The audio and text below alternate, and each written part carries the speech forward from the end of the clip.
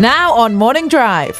With the world's best players on a Friday through Monday schedule this week, others will take center stage today. We'll reveal the big names who are fighting for tour cards in Ohio and show you highlights of some European stars in Prague. Plus, the college football season starts today, and we'll bring you the story of why a prominent head coach uses 3 key traits from a 3-time major champion. Find out what Jordan Spieth exhibited at Royal Birkdale that will influence others for the remainder of 2017. And with the World Long Drive Finals just days away, we have 2 of the competitors who are headed to Oklahoma next week joining us in studio today. See them smash it and find out how you can add yards to your drive. It's all ahead on Morning Drive this Thursday, August 31st, 2017.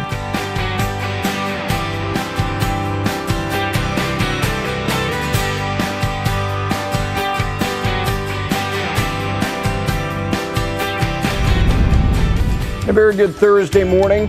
We just left the Czech Republic in Prague, and here's Lee Westwood, one of the big names in the field, making birdie on 6. He finished at 2 under par. A lot of circles, a lot of squares, but a solid start for him. Welcome inside Studio AP. Here Wims, the slim one, Charlie Reimer. Good morning. How are you? Good morning. I'm doing good. I've been working on my golf game a little bit. I had a breakthrough yesterday. I really? think I was going to get a breakthrough, but yeah, I'm starting to get a little bit of optimism about my golf game. Good Gary. for How you. about that? Yeah, it was pretty cool. So I hope today when I go out to play, I remember what my breakthrough was yesterday. Isn't that always a challenge in this game? No question about it. Czech Masters. Prague intrigues you, doesn't it? You know what? I'm a big James Bond fan. It seems like James Bond was always going through Prague, right? And I hear great things about Prague, so it's a place I'd like to get to, and especially if I were able to strike the ball as well as Lee Westwood continues to strike the ball in his career. A couple under on the round today. And it's interesting, Lee hasn't won since 2015. That was an event on the Asian Tour.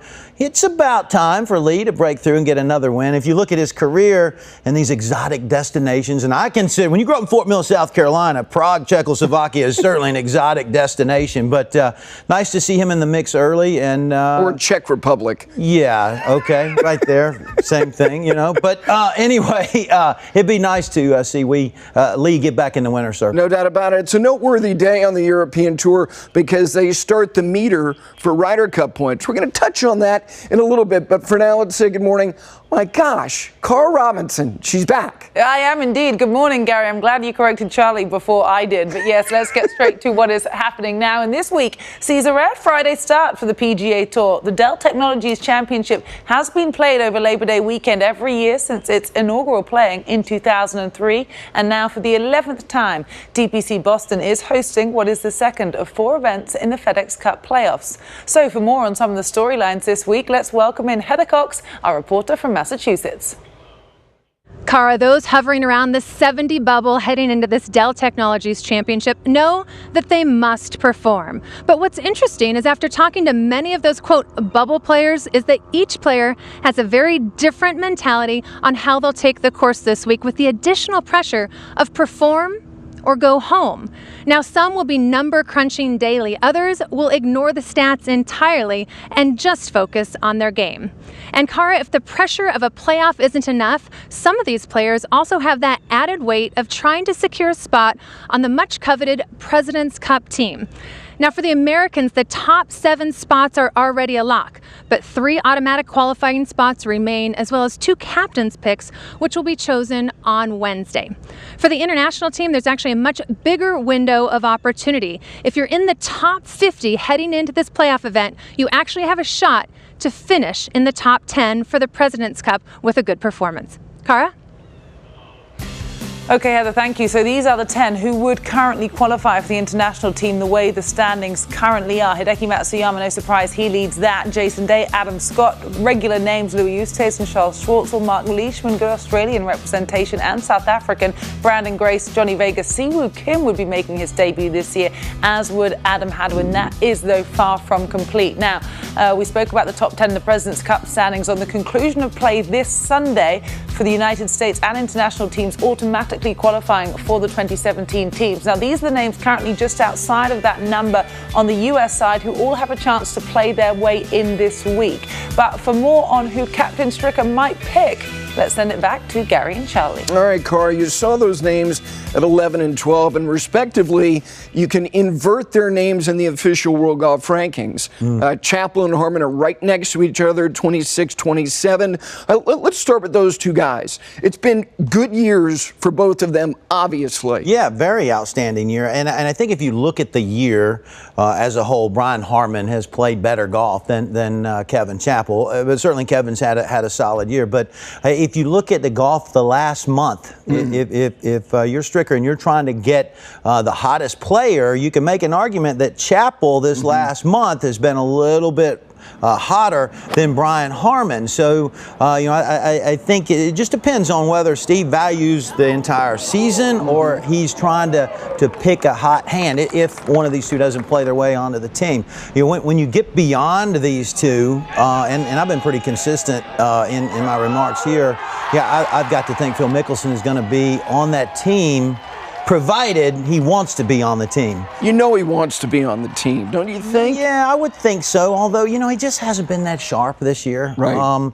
And he hasn't played horrible golf, but... 4 top tens. Yeah, I would think, certainly, he probably enjoys the role of being the elder statesman more than anything, and I'd like to see him, maybe take, like Daniel Berger and just put him right up under his arm and say, hey, Daniel, let's talk about what international team competitions are all about. Here's some of the things that I've learned. And let Phil be Phil, and dish out some of the knowledge and enjoy the position that he's obviously earned in the game and obviously earned in President's Cup and Ryder Cup, I mean that would be something, but that makes a lot of sense to me. But the one question, if I'm Steve Stricker, is I look at Phil dead square now and say, do you want to play? If the answer is yes, you're in. That's it. End of the discussion. New York City, Phil Mickelson. Come on. Yeah, he's got to find some adrenaline. But you know what? I don't think adrenaline's been a problem for Phil. Yeah. I think the want to has been there. He just hasn't. Even when he's played well, he's been a little bit uncomfortable by his own admission. And that's been a little bit different for him. But I certainly think he'll figure it out. I mean, I've told you, I think Phil Mickelson's ultimately going to end up being the oldest winner in the history of the PGA Tour. Right. I think he might be competitive, well beyond age 52. We'll just have to wait and see. Just the nature of his golf swing and the way he's scheduled himself and his fitness over these last 6, 8, 10 years. Yeah, it's a big week, no doubt, for these players who would love to represent the United States for the first time in car. There's going to be a handful of rookies on that side already that are locked in. There sure are. I can't wait to watch. Who doesn't love team golf? But back to more news of the day. And the first of 4 Web.com Tour finals begins at the Nationwide Children's Hospital Championship in Columbus, Ohio today. The top 25 on the Web.com Tour money list from the regular season are already assured of their PGA Tour cards. But cumulative earnings in the next 4 tournaments will determine an additional 25 PGA Tour cards and positioning of all 50 players on the initial 2017-2018 tournament priority list. So for more on who is looking to gain their status for next season, let's welcome in John Swantek from the Scarlet Course. Cara, we will award 25 PGA Tour cards at the end of the Web.com Tour Finals, and a lot of the players vying for those privileges, Craig, are PGA Tour players themselves in the field here this week. Here's what's interesting to watch, John. Those PGA Tour players, they have lost their PGA Tour playing privileges based on this season's performance, and it's just amazing. You look at one guy, Daniel Summerhays, back in 2007 as an amateur, won this event. What's he done this year? Played in 3 major championships. He played in 2 final groups on the PGA Tour. Are they excited to come back and try and go through that grind to retain their PGA Tour card? Who knows? They're playing against Web.com Tour players who have a great deal of confidence. They have PGA Tour experience, but can they summon the necessary attitude to compete in these finals? Gary Christian. Thanks, John. We're here with Ricky Barnes. Ricky, you narrowly missed making the FedEx Cup playoffs this year, but 4 of your last 7 events were in the top 20. How important is momentum for you to carry you through these Web.com Tour finals? Yeah, a lot. I mean, earlier on in the year, if we were going after the West Coast or Florida, probably wouldn't feel too excited about coming in to maintain your card or retain your card. But yeah, it was good. I had a a good last couple months, some momentum coming in. Even on the back nine, I felt like at Wyndham that I had a chance to even, shoot 6, 7, 8 under on the back nine to get it done. But hey, it is what it is, part of the profession, and I got 4 weeks to come out and take care of business. I'm here with Johnson Wagner. Johnson, you finished in the top 150 on the tour this year, so you do have some status next year, but you want to improve upon that. You've said in the past, in fact at Wyndham, I tend to play well in these sort of situations. Why is that? Well, my back's against the wall. I've got to play well, but at the same time, I've played out of 126 to 150 before, and I'm perfectly comfortable. I think I'll get 20, 22 events out of that category, play well, some top 10s, maybe even more. So I don't know what my schedule is for the Web Finals. I'm here this week. Hopefully can go ahead and take care of business, but I'm looking forward to some off time at home with my family sometime this fall too. Well, you played hockey in high school, in fact, pretty good, I think. Is that the sort of mentality you take to these? A little bit, yeah. You go out there and you got to, punch somebody in the mouth and get it done. So now I'm looking forward. This golf course is tough. It's firm and fast, and the wind's going to be every different direction every day. So I'm looking forward to the challenge, and it kind of fits my style. Well, great. Well, good luck to you these next 4 weeks. Play good. Thanks, Phil. John, back to you guys. The PGA Tour is within the grasp of the players competing in the Web.com Tour Finals, Cara. Opening round coverage can be seen right here in Columbus later this afternoon. Looking forward to it, John. Thank you. As we take a look at some of the notable names fighting for their PGA Tour cards, the likes of Hunter Mahan and Sam Saunders are part of a group of players who finished just outside of the FedEx Cup playoffs, numbers 126 through 200. Meanwhile, Peter Uihlein is part of a group of non-members and special medical exemptions also in the field. But let's find out who our expert thinks is the best player in this week's field as we send it back to Charlie with Gary. All right, so we saw that list of notables. Hunter Mahan is a multiple Ryder Cup member, but you want to focus on somebody different. Yeah, I'm not saying Sam Saunders is the best player in the field, but he's a guy that I think a lot of people over these past couple of years have certainly become very well aware of. Of course, the grandson of Mr. Palmer, and Sam, as we saw at Mr. Palmer's funeral last year, is certainly a well-spoken young man. He's got a big heart, big shoes to fill. But you know what? He's done a nice job of that. If you look at his career, he's a little over $2 million in PGA Tour earnings, and he's over $500,000 in career Web.com earnings. He's on the outside looking in. He finished 129th on the PGA Tour in FedEx Cup points this year, which means he's a member of the PGA Tour next season. But a non-exempt member that makes getting into events a little more challenging. He's familiar with playing out of that category because he played out of it this season. But a nice run right here, and all of a sudden he can slide up and make it a lot easier to get in a lot more tournaments. But Sam is a player that he's been close to winning. He lost in a playoff in Puerto Rico. Correct. And he's got a ton of talent. A lot of folks out there, think, well, you're the grandson of Arnold Palmer. That opens a lot of doors for you. It does open a lot of doors for you, but it also brings a lot of pressure, and he has dealt with it gracefully. And he's a guy that, at some point, I think he's going to end up being a winner on the PGA Tour, and that's going to make a lot of people smile. Yeah, and I think, Charlie, also, you mentioned, what he said about his grandfather at the service. That got him a lot of notoriety, and he was much more aware. People were much more aware of him this season, which I think applies pressure. Yeah, it certainly applies pressure. Yeah. If you're every time you're teeing it up in a PGA Tour or Web.com event and everyone there knows who you are, that definitely adds some pressure. People are always looking at you all the time, and you know what? I've never seen him crack under that pressure. No, I really haven't. No, and, he's a lot of poise. He's done. There certainly has had some challenges in his life, but he's done a wonderful job of dealing with everything that's come his way. All right, let's go back over to Cara. All right, guys. Well, also happening today, the LPGA Tour tees off at Columbia Edgewater Country Club for the 39th edition of the Cambia Portland Classic, where world number 10, Brooke Henderson, is seeking to become the first woman in history to win this event in 3 consecutive years. Our coverage, you don't want to miss it, begins on Golf Channel at 7 p.m. Eastern Time tonight.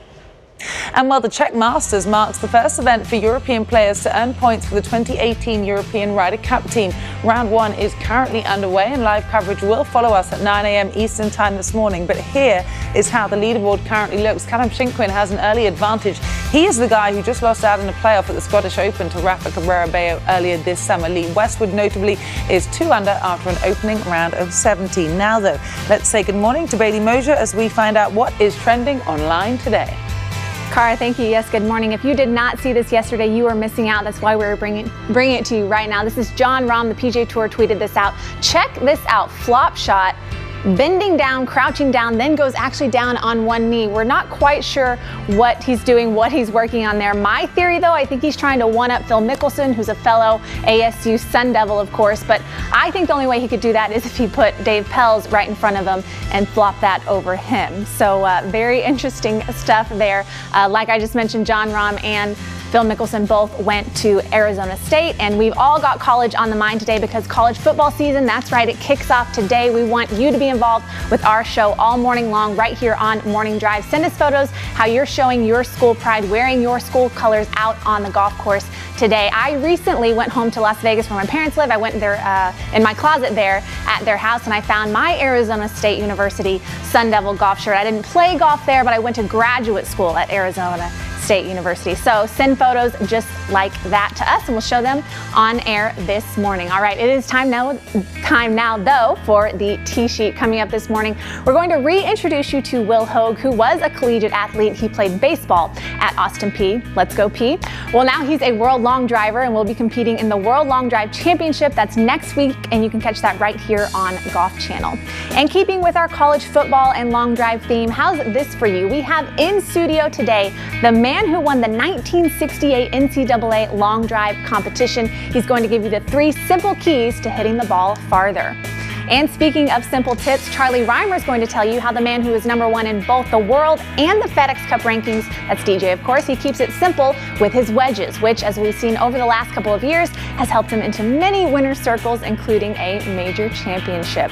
Well, Morning Drive, we are live with you until 9 a.m. Eastern Time. We're back right after this short break. Send in those college photos. So you guys are getting after me about Czechoslovakia. Yeah, that's right. Greatest movie ever, Stripes. Where did Bill Murray tell John Candy they were going? That movie was made in the 80s. Where? Czechoslovakia. What could go wrong? Right?